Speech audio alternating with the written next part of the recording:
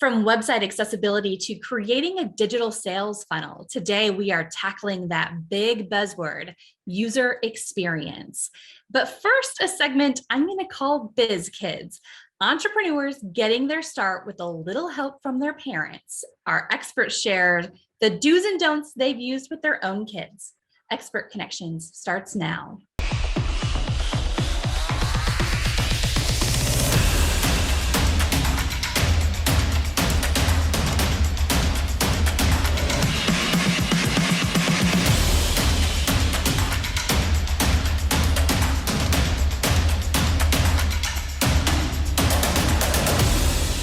Many business owners grow up dreaming of launching their first business. Some launch before growing up. Welcome to Expert Connections. I'm Julie Holton.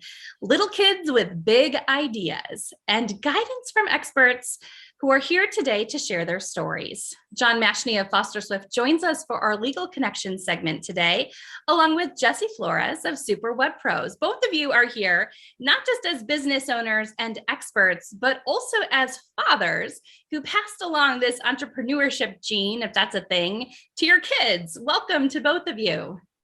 Thank you. Thanks. John, last year you released the funniest children's book. I actually gifted it to my nieces and nephew for Christmas, and they had a blast, especially reading it out loud to their papa. Tell us the title and storyline, John, and what made you want to write a book with your children? Okay, thank you. First of all, I'm glad the kids loved it. So essentially, it's the story of Cinderella, except instead of when the clock strikes midnight and she has to leave the ball, she runs down the steps, and instead of losing her glass slipper, she picks up her glass slipper, but she bends over and she passes gas. She toots, right? And so then she runs off in the carriage, disappears, and all the prince has to identify his true love is not a glass slipper, it's the smell of her toot. And of course, then the prince has to go around the kingdom asking all the maidens to toot, to pass gas, to find the smell of his true love. It's called Cindertute. And it really came from me telling a story to my kids at night to get them to go to sleep. And we never intended for anyone else to find out about this crazy, silly story. I thought my law firm would fire me when we published it. And of course, now here we are talking about it. So essentially, it was a way for me, not necessarily to make money, but to teach my kids how to be entrepreneurs and how to take a crazy idea, even a silly one, and turn it into a business. And we've used that as a way to teach our kids how to start a business, how to give from the proceeds, how to create something, how to hire people, how to work with people. It's been an incredible process, and the kids have been involved in every single step of the way. And John, what are the ages of your kids? 11, 9, 7, or 11, 9, 7, and 4. So it's crazy. I bet, especially having, it's like ruled by committee, having, all of your children weighing in on all of these big decisions. What an experience for them. Jesse, you also created a really cool experience for your daughter at the start of the pandemic. Tell us about her business and why you helped her launch it. Yeah, probably it wasn't nearly so entertaining. Actually, this came more out of my school is shut down, and I've got a child with a lot of energy who wants a lot of attention, and I'm trying to get work done. And realizing, this kid can also be productive. So, this started out actually as a way for me to teach her some skills, because schools were shut down. It started out as a way for me to teach her some skills in web development, technology management, all that kind of stuff that I think she's going to need to know at some point in the future. And so it started out with me teaching her some basic things like how to build and manage some WordPress websites and some stuff in Canva. And that started to spawn the idea for her to maybe do her own e-commerce store. And so that ultimately led to us starting a store called Oohnicorn.com, OOHNICORN.com, where she does all the product development. She's organized all the information all the stuff that goes on there. It's a drop shipping website, but also there's some custom print on demand components to it as well. And so it was a fun way for her to start realizing, oh man, I can do these things. I don't have to be a grown-up to learn how to do a lot of this kind of stuff online. And for us to get to work together to be able to make this thing happen. That really changes the storyline of what did you do over summer break? Like, oh, well, I launched my first business. What a cool story. Any learning curves, Jesse? I imagine that maybe there's something you learned along the way, something Gabby learned along the way. Yeah, so many things. Patience is one of them. No, there were so many things that we learned, and I think actually one of the most important lessons that she learned, and I think is still learning it because she's got her own things now. She's trying to do it in middle school at her school. Is that at some level, product development's the easiest thing that you have to do as a business. Customer development is by far the more difficult thing, especially when you're starting off with no resources and no channels. And I think that's one of the biggest things that she's had to learn, and that she's still learning, and that frankly all of our customers are still learning, which is that providing the service is important and it's difficult, but finding customers is the harder part. And so how does that work, and what does that look like? And that's, I think, been a fun thing for her to realize and spend some time learning. And certainly for me to figure out how do I take some of the things that we learn how to do and translate them in a way that an 11-year-old can understand. Well, and I have a feeling she can tune in later in the show for the Marketing Connections segment, where her expert dad is talking about user experience and how to, build that out on a website. John, how has this experience affected your family? It's been honestly incredible. For me personally, I spend this time with my kids writing stories, and right now we're actually capturing the stories that I've already told them.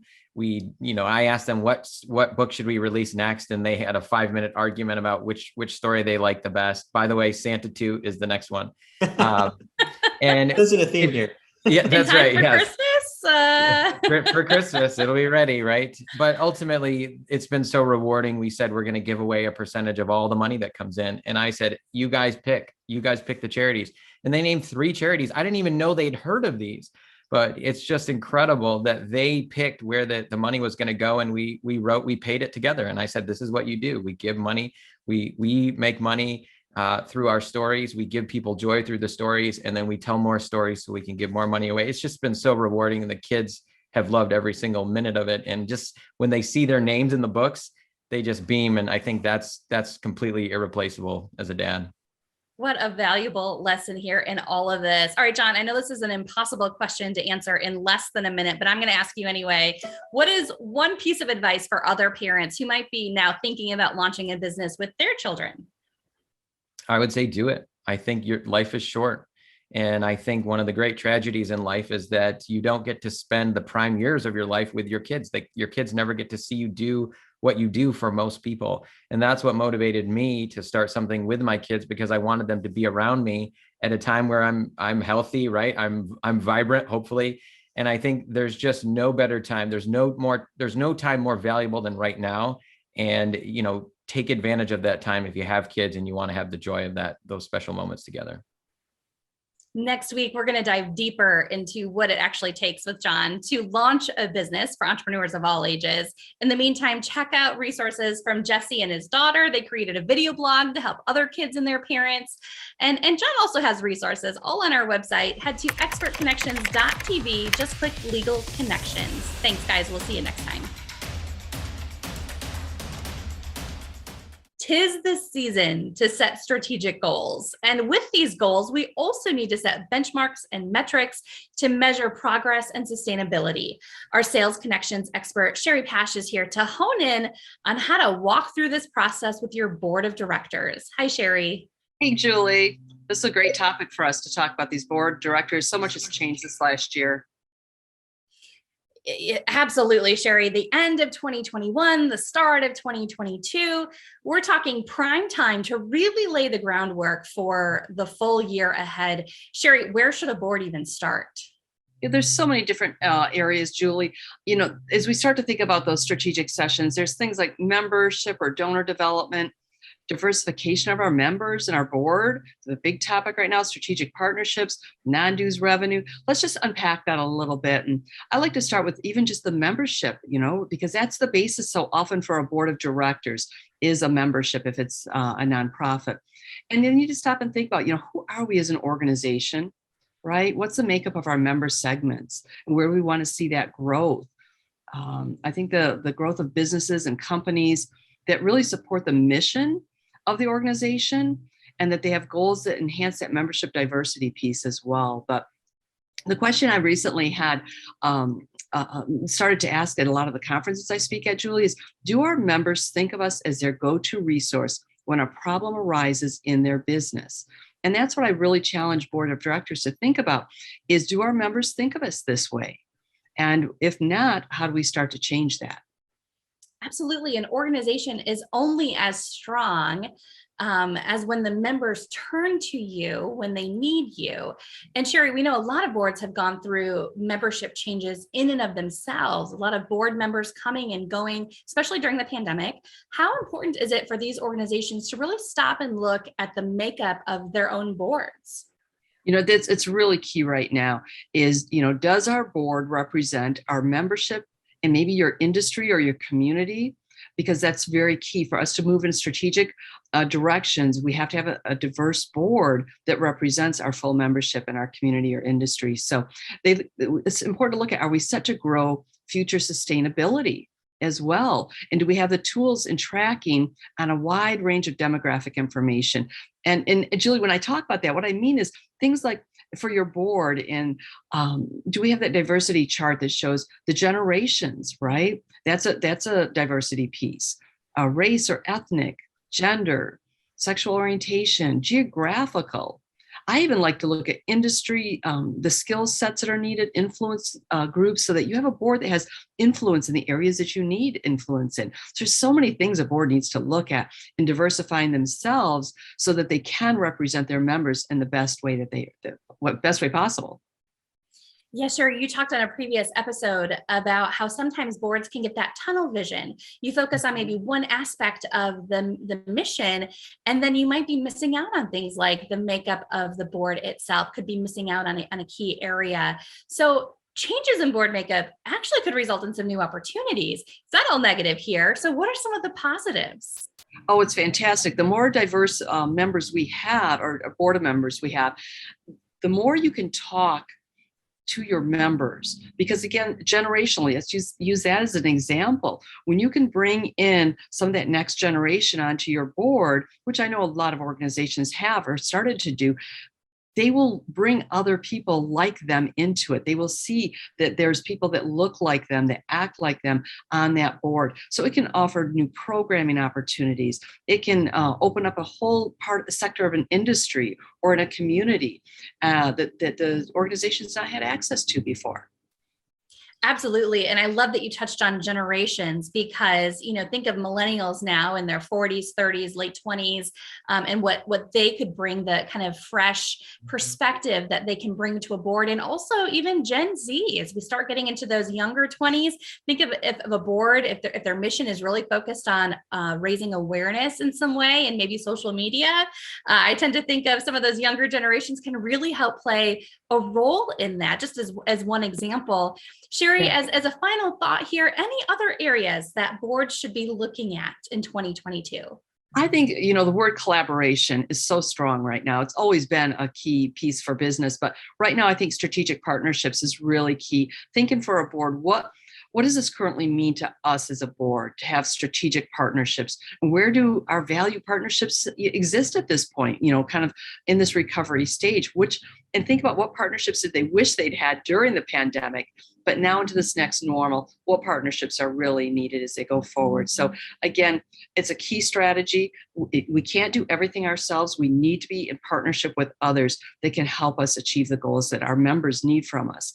And then also non-dues revenue, Julie. Right now, it's key that organizations are all looking at diversifying their revenues as well as their board.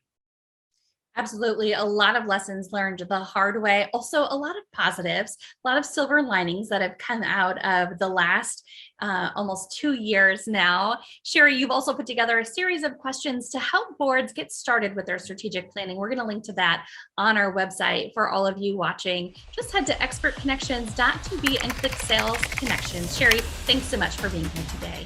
Thank you, Julie. User experience is one of the big business buzzwords right now. We all want our clients to have a good experience, but what does that actually look like? Let's bring in our marketing connections experts to talk tactics. Joining us is Seth Getz of Symposia Labs, Paul Schmidt from Uno Deuce Multimedia, and Jesse Flores of Super Web Pros. Welcome to the show. Thanks so much for having us, Julie. Absolutely. Guys, we actually cover user experience a lot on this show. We did an extended segment on accessibility. Last week, we talked about developing strategies to really emphasize having empathy for our clients. But empathy in marketing sounds kind of abstract. Jesse, I'm going to start with you. What are some concrete and practical ways that businesses can start to implement empathy? Yeah, that's a great question and a very large question to answer in a very small amount of time.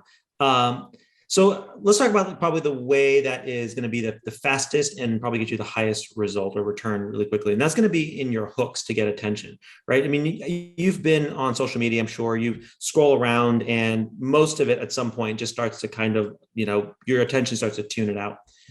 But what your attention doesn't tune out are things that speak to you. And how do you speak? How does something speak to you? Usually it tries to meet you where you're at and take you to a place you'd like to be. And so in last week, I talked about empathy and shifting the perspective from, what I do to who I serve. And this is a really great way to also think about your messaging, to think about your messaging hooks, not as what I do, but as in, I solved this problem, or how can this problem be solved, or this problem solved in this amount of time. And that is a very, very simple way that you can start to flip that script and demonstrate empathy while at the same time starting to get some attention. But there's a whole lot of other things too that reflect your empathy. Seth talked last week about the overall user experience from the time somebody shows up on your website to the time that they check out. That's all part of user experience. But I would take it even one step further, and it's even how do they do business with you? What is the enrollment process like? What is the onboarding process like? Back to the online, I would look at things like your ADA compliance. That's all about user experience. Is your website accessible to anybody, sighted or not? I would look at things like your website sitemap. Does that reflect information that your users or your customers would find valuable? And by the way, pro tip, the more information you have on your blog, whenever you get asked that question a million times, you just send the link and it answers that question for you much more productively than having to have the same conversation over and over and over and over and over again. And that also brings me to the last part, which is your content marketing plan is fundamentally about user experience and about empathy, because ultimately you create content for your customers, for your users, for your prospects, and it makes it much, much easier to do business with you. So tip of the iceberg, those are a couple of my favorite tips. Bottom line, our clients really want to make sure that we understand them and where they're coming from, what they need from us, and not the other way around. Seth, how do we ensure that the user experience that you want to give your clients is in fact that user experience that they receive? We make so many assumptions around user experience because we take it from our perspective, from our viewpoint, from our eyes. And there's a great old song, I think it was sung by Elvis Presley, about walk a mile in my shoes. Before you abuse, criticize, or accuse, walk a mile in my shoes. And it's saying, okay, can you get that? Can you switch your perspective around to my perspective on this? And the same thing, take their user experience. If you've got an idea in mind, because we all want them to have a great user experience, but can you switch it around to walking in their shoes and walking through that process? And instead of making assumptions about, hey, you're going to see the world the way I see the world, you're going to see this campaign the way I see it, take it from their perspective. Realize that there is different people, they have different needs, different ideas. We've got to make sure it works for them from their perspective. That's how you get them a consistent experience that matches up. Absolutely. We're working with Jesse's team on a website project right now where the website is beautiful in design, but as it's been implemented and we see how people are actually navigating, it's time for some changes because it's not quite what we had anticipated. I know all of us do that with our businesses. Paul, how does user experience work when it comes to video? Does it mean that the video just simply has to work or just create video? It's a little more complex than that. Well, as you know, when it comes to creating content, it seems like video is the most engaging form that everybody goes to. And with the platforms having a video aspect to it, most of the platforms that you use, and also the fact that you have the ability to shoot video and create video on the fly in the palm of your hand with this technology, there really is no excuse not to have a way to display or share your story, but it's about how to do it strategically and build upon it with what you're trying to tell your folks, and also how you're trying to reach them. Plus, knowing the nuances of when to use what and where. It can really be overwhelming. Take YouTube, for example. We always say that there's a couple different ways to really use YouTube for the user and the experience for the user. One is to use it as a library to gather all your stuff and have it go out. That is one way, or to use it as a platform. Or what I like to say is either you're going to use YouTube or you're going to be a YouTuber. What that means is like you're going to use the YouTube ecosystem as it is, as the platform where you want people to come. And that therefore you're using all the tools available, but that's all about how you want to reach the user, where you want them to go, how you want to display that, and also being strategic with these tools and platforms to be able to share that story appropriately, creatively, but having as part of the whole ecosystem within your business, your organization, how you want to use that and how you want to get people to engage with that. In fact, YouTube is so important. We're all YouTubers now, right, guys? The show actually also streams on YouTube. So if you're watching us there, drop us a comment and we'll respond back to you. This is a great place to pause the conversation, but we have more to unravel here. Next week, we're going to dive deeper into the user experience, talking about how to craft that storyline, how to actually write the content and create the visuals for this message that's all a part of the user experience. In the meantime, to hear more from our marketing experts, head to our website, expertconnections.tv. Just click Marketing Connections. For our dose of heart and soul this month, we're focusing on family, highlighting stories of women in leadership. Here's She Leads Michigan founder Liz Doyle with our Heart and Soul Connections. Thank you, Julie. I'm here with Dr. Linda Lee Tarver, a well-known personality around Lansing, Michigan, and even over the United States for all of her television appearances. We know and we've seen her, but not many of us know her story. So we'd love to spend a few minutes with you today, getting to know you better. Thank you so much. Thank you for having me. Yes, you seem to have worn a lot of hats in your lifetime. Could you give us a thumbnail sketch of some of your positions? Absolutely. My first job was at age 16. I was a switchboard operator. So that kind of dates me a little bit here. But I worked for Meyer Thrifty Acres. That too also dates me. I was an undercover security, and I worked in management there. In my career as the state of Michigan, I've worked a variety of jobs, and to include as a senior project manager, a project assistant, an assistant to the Secretary of State, a legislative and policy analyst, and most recently as my retirement, I retired as community affairs director and election integrity expert for the state of Michigan. I was also appointed to the Michigan Civil Rights Commission, and my claim to fame, however, is as Sunday school teacher. So I've been teaching Sunday school in my careers throughout, preaching the gospel of Jesus Christ. So it's been wonderful. That's wonderful. Now, you're not just one doctor, you're two doctors. So what are your doctorates in?